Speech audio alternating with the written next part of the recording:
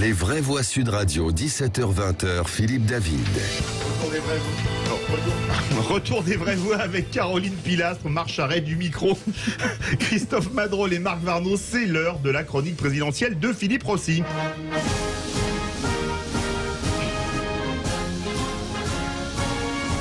Et mon cher Philippe, Valérie Pécresse est revenue hier sur les critiques qu'elle a essuyées après son meeting au Zénith. Et oui, la candidate LR a tenté d'expliquer pourquoi son meeting n'était pas réussi. Ou plutôt, elle a expliqué pourquoi on avait l'impression que son meeting était raté. De son qui faisait que quand on m'applaudissait, c'était un blanc à la télé.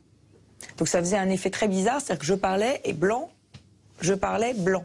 Et donc en fait les gens se sont dit qu'est-ce qui se passe, c'est quoi ce meeting? Tous ceux qui étaient dans le meeting ont trouvé le meeting super. C'est ceux qui l'ont regardé à la télé qui l'ont trouvé difficile. Eh bien voilà, nous avons la raison. Non, Valérie Pécresse n'a pas été mauvaise. Au contraire, c'est le son retransmis à la télé qui faisait défaut. Bon, nous voilà rassurés. C'est vrai, tous ceux qui étaient au meeting dans la salle ont trouvé ça super. Vraiment ? Parce que nos confrères d'LCI ont interrogé des militants à la sortie du Zénith, des militants qui sont partis avant la fin et ils n'ont pas trouvé le meeting super. Je suis très déçue, elle est mauvaise en public, elle est coincée, elle ne sait pas parler, elle n'a pas ses mots. Moi je suis une sarkozyste convaincue et quand on allait au meeting de Sarkozy, on était porté par une espèce de vague. Eh oui, n'est pas Sarkozy qui veut, mais bon, c'est pas grave. Ah, attendez, il y a une autre raison à toutes les critiques sur la prestation de Valérie Pécresse. On a aujourd'hui des candidats hommes qui sont les favoris des médias. Donc on a effectivement un phénomène médiatique, machiste, qui se met en place dans cette campagne, où là encore...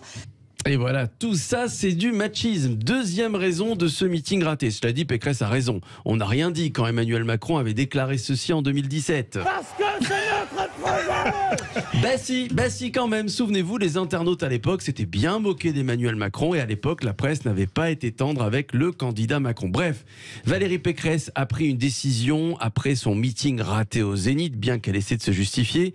Pardon, son meeting raté à cause du son pourri de la retransmission télé. Désormais, la candidate ne fera plus de discours devant plusieurs milliers de personnes. Non, c'est fini. Elle privilégiera les petits meetings. Par ailleurs, lors de prochains rendez-vous à Lyon, Nice, Bordeaux et Marseille, eh bien, la candidate devrait échanger sur scène avec plusieurs intervenants dans un jeu de questions-réponses. Alors, déjà sur Caroline Pilastre, sur la justification. Non, mon meeting n'était pas raté. Non, c'était à cause du son qui était retransmis à la télé. Malheureusement, je pense que tout ça est faux. Oui, c'était un meeting raté, ça peut arriver. Et moi, j'ai eu beaucoup de mal à l'entendre sur le côté machiste et sexiste lié aux commentateurs masculins. Parce que oui, le machisme, le sexisme existe en politique comme dans les médias et comme dans le reste de la société. Mais quand on est mauvais, qu'on soit une femme ou un homme, on est mauvais. Et il ne faut pas se trouver des justifications, pardonnez-moi.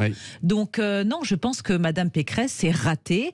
Et maintenant, il faut qu'elle fasse mieux parce que sinon, ça va être très dommageable pour la suite. Alors, bon, elle fait plus de meeting, Christophe Madrol et Marc Varnaud. Elle fait plus de meeting. Est-ce qu'elle a raison de ne plus faire de grands meetings et de se contenter de petites réunions publiques avec un petit jeu de questions-réponses? Moi, alors, attention.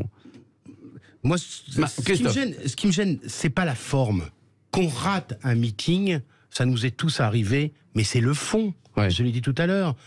Qui lui a proposé ce discours fourre-tout, imbécile, d'un ventre mou, d'une droite qui se cherche? Vous voyez ce que je veux dire? C'est que quand on écoute ce discours, vous savez, j'ai fait une méthode très bête. J'ai écouté Valérie Pécresse, j'avais un papier, un stylo, et je prenais des notes avec une colonne au milieu, Ciotti, Bertrand, et j'avais l'impression que ma feuille, au fur et à mesure, se noircissait d'âneries d'un discours où on ne retrouvait pas la Valérie Pécresse de la primaire. Marc. Alors, je suis entièrement d'accord avec vous. Les grands esprits se rencontrent. Quand vous fusionnez 4 programmes, vous vous trouvez avec une bouillabaisse, sans vouloir faire de mauvais jeu de mots, qui est parfois relativement indigeste. Moi, je crois que le programme de Valérie Pécresse, c'est plutôt sur le fond que sur la forme. Le programme de Valérie Pécresse, pardonnez-moi, mais il n'est pas vendeur. Il n'est pas vendeur, quel que soit l'axe que vous prenez. Si vous prenez l'axe, l'axe de la justice, par exemple. Vous avez M. Ciotti qui, il y a 10 ans, fait un rapport parlementaire en disant qu'il faut 80 000 places de prison en France, alors qu'on sait qu'il en faut 120 000 de plus. Bon, 80 000.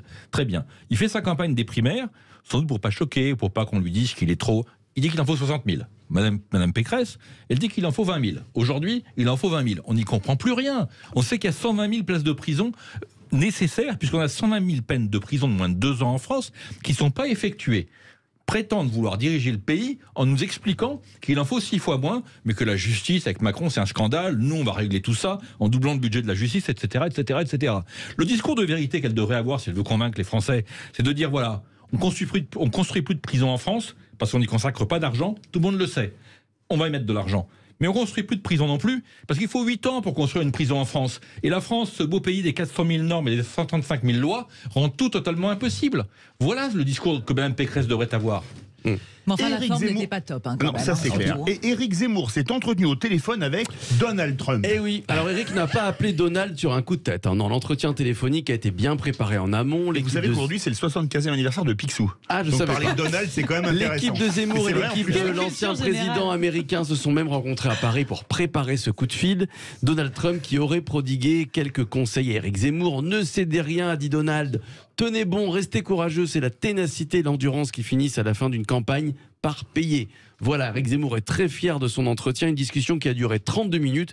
J'espère que Reconquête a un forfait illimité option étranger, parce que ça a dû leur coûter cher. Pour être agréable à Marc Varnaud, qui n'est pas contre le franglais, 32 minutes, vous pouvez lui dire en anglais quand même. 32 minutes. Ah oui, j'aurais pu, oui, c'est vrai. 32 minutes. Ça vous va, Marc Varnaud, en anglais pour votre première? Parfait. Perfect for you? Perfect. Oh bah écoutez, c'est parfait. Merci beaucoup Philippe Rossi. Bravo. Et c'est parfait, on a même traversé l'Atlantique. Exactement. Avec vous. Je vais vous dire une chose, votre chronique aujourd'hui était vraiment au zénith. Ah bah c'est gentil.